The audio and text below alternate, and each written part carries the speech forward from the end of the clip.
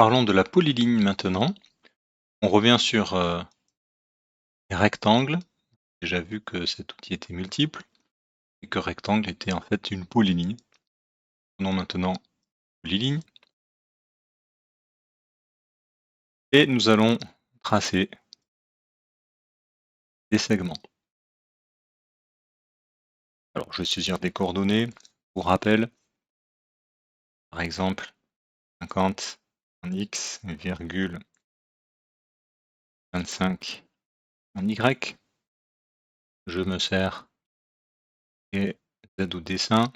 Je vais par exemple m'aligner sur ce point. Je ne clique pas, je viens chercher l'alignement. Très bien. Et puis je veux un segment de 50 avec un angle de 45. Valide.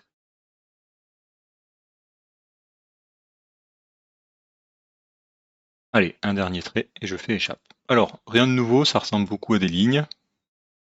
C'est exactement de la même façon pour créer une ligne, sauf que quand vous sélectionnez, vous comprenez le nom polyligne. Je vais marquer polyligne et j'ai bien une seule entité qui est composée de plusieurs segments. Chaque segment avec des poignées, comme on avait créé avec ligne, mais ils font bien partie d'un seul élément. Alors, quel est l'intérêt? Il y en a de nombreux. Le premier, c'est de récupérer des informations. Vous voyez qu'ici, j'ai bien la longueur totale des segments. Ça, c'est intéressant. En termes de sélection, c'était très facile. En un seul clic, j'ai eu l'ensemble de mes segments. Alors évidemment, j'en ai que 4 ici, mais vous imaginez de très nombreux segments. Eh bien, s'ils font partie du même objet, vous allez les sélectionner rapidement. Et récupérer aussi ces informations-là. On va pouvoir aussi modifier notre polyligne. Alors, tout comme les lignes, notre objet, on peut tout simplement bouger le poignet, donc ça n'a pas de nouveauté. Et lorsque je reste ici sur mon sommet, sur ma poignée, j'ai des options. Étirer, c'est ce que je viens de faire. Je peux aussi insérer un sommet ou supprimer un sommet. J'ai supprimé le sommet, donc le dernier segment a disparu. A l'inverse, je peux insérer un sommet et il va me demander une nouvelle position pour ce sommet.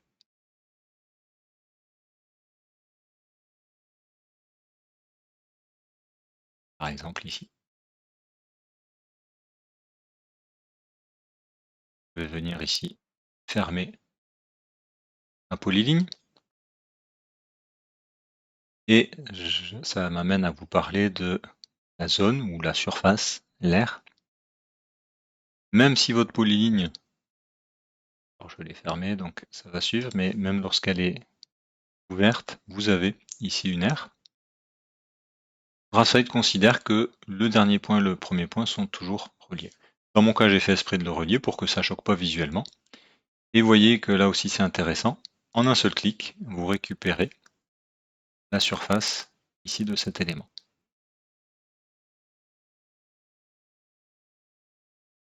Autre particularité des polylignes, on va pouvoir combiner des segments droits et des segments courbes dans le même objet.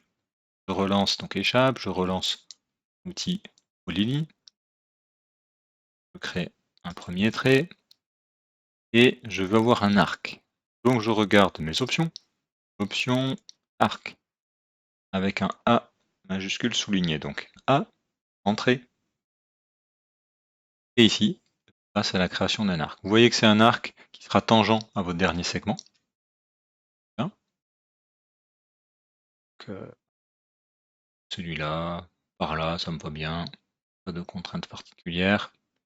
Très bien. Je poursuis en arc.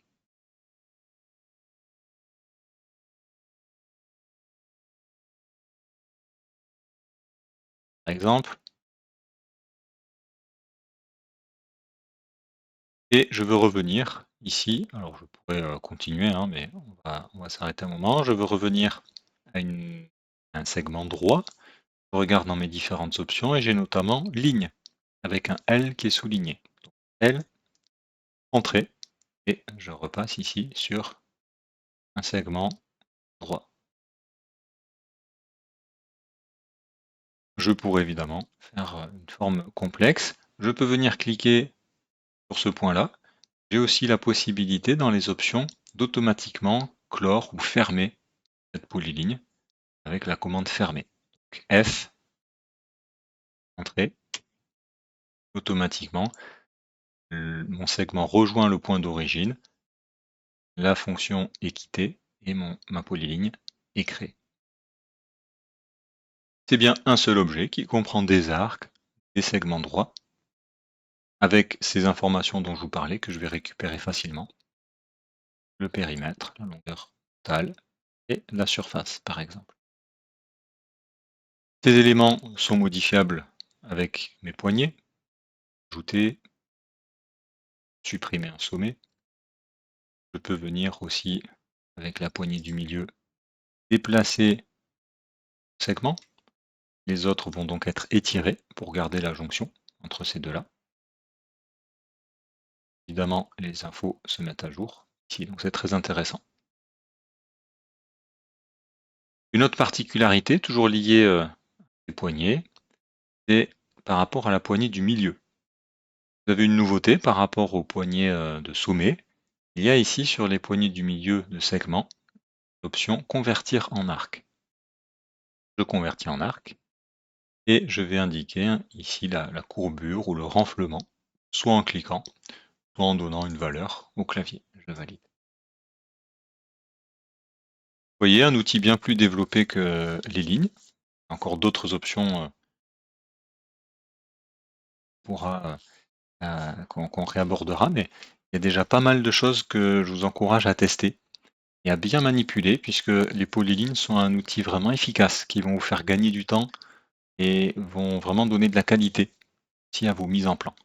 Donc prenez bien le temps là de manipuler la création, polyline, la modification, le fait de récupérer aussi des informations. Nous verrons encore d'autres avantages avec d'autres outils.